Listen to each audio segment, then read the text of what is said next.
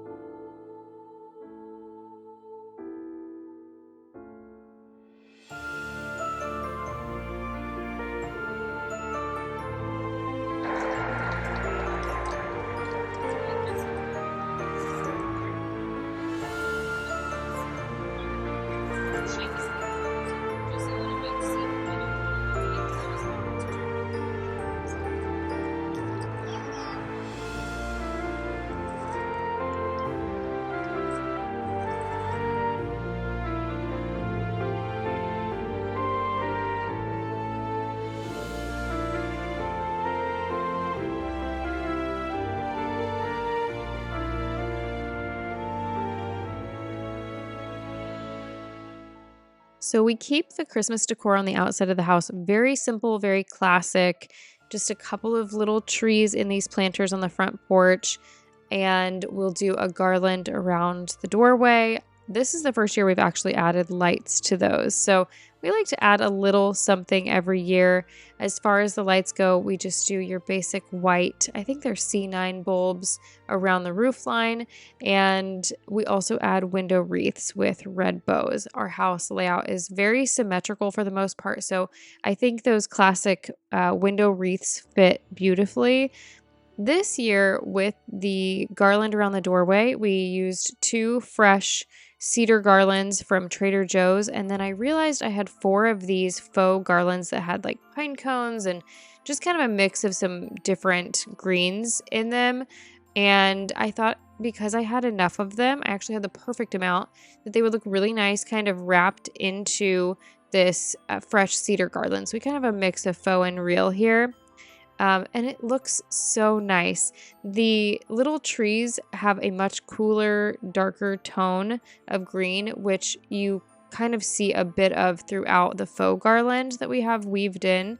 And so I think that helped make that mesh a little bit better together.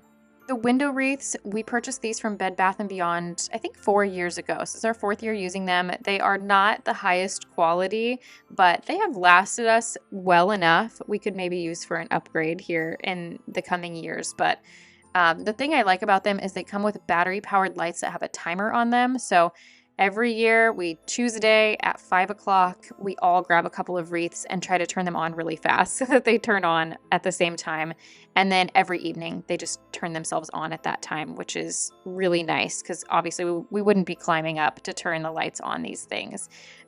We also keep the main lights on a timer as well. So everything kind of turns itself on and off, which is great. The window wreaths we hang up with command hooks, and actually these are the same command hooks that we put up 4 years ago, and they have stayed up just nicely. We've not had to replace them or anything, so that's been great.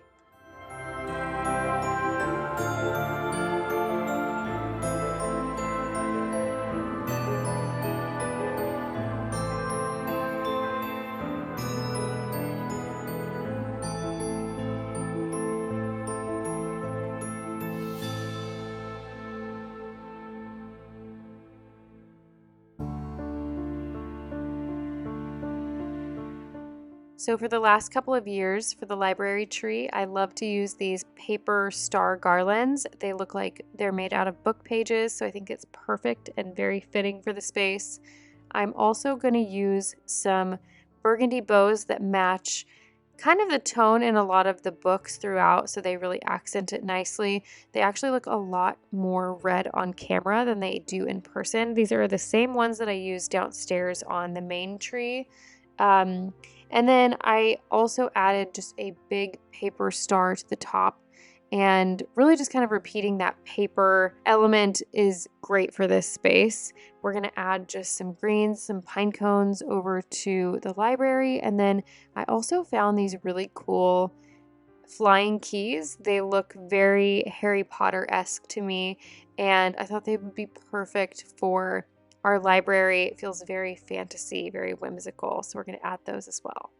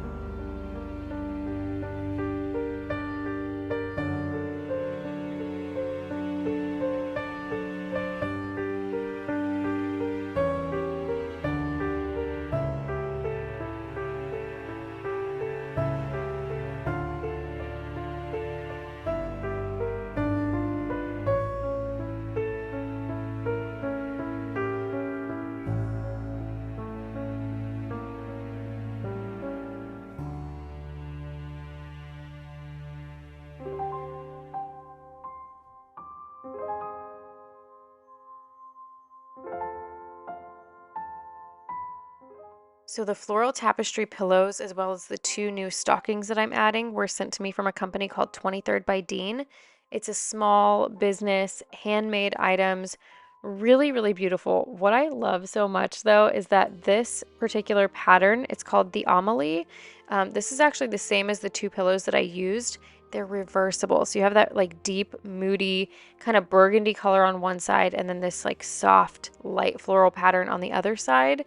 So they're super versatile, can be used throughout any season. I will link them down below for you. I think the pillows are currently sold out, but I think they restock them pretty frequently. And now I'm going to prepare a gift that I made for my sister-in-law this year. If you remember, I made this really sweet silhouette of Jameson and hung it above the piano, and it's just such a special piece and something that I will cherish forever. And I remembered I actually had these 3 frames that I've been holding on to. My mom actually thrifted these several years ago, obviously, and I thought this would be the perfect use for them. So I had her husband secretly take pictures of the kids and send them to me, and I created these silhouettes of her 3 kiddos. They are tween to teen age, but I think this is just such a sentimental and special gift. So to make the actual silhouette did require some Photoshop skills, and honestly, I am not the best person to teach Photoshop. So if you're not familiar with Photoshop or tech savvy at all, I would say just go to Etsy. There are tons of Etsy shops that will create silhouettes for you. You just send them a picture. I think they give you some guidance on how to take the picture. You send the picture over to them and they will create it for you.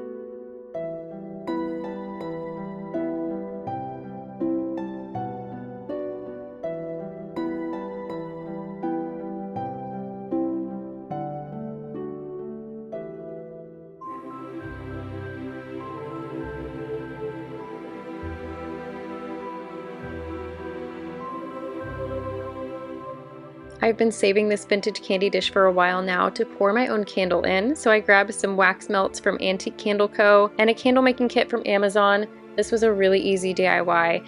You just take the little stickers provided, place them where you want the wicks to go in the candle, add the wicks in, melt the wax, and then pour the wax in. This was such a relaxing DIY to do, and it made the whole house smell so good while I was in the process of it. So keep an eye out for vintage pieces that you could pour candles in. This is such a beautiful way to reuse vintage pieces.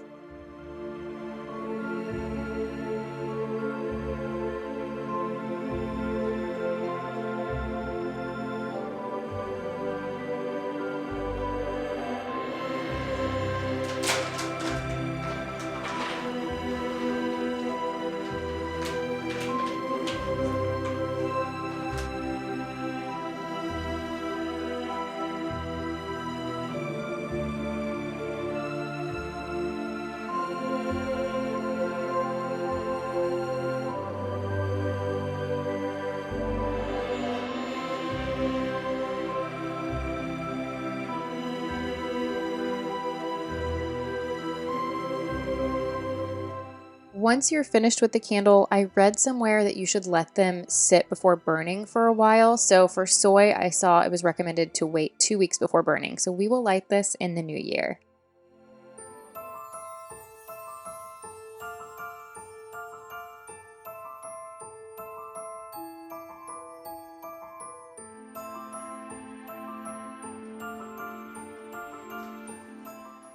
To finish off our Christmas preparations, I'm going to set a Christmas tablescape starting with fairy lights down the center of the table.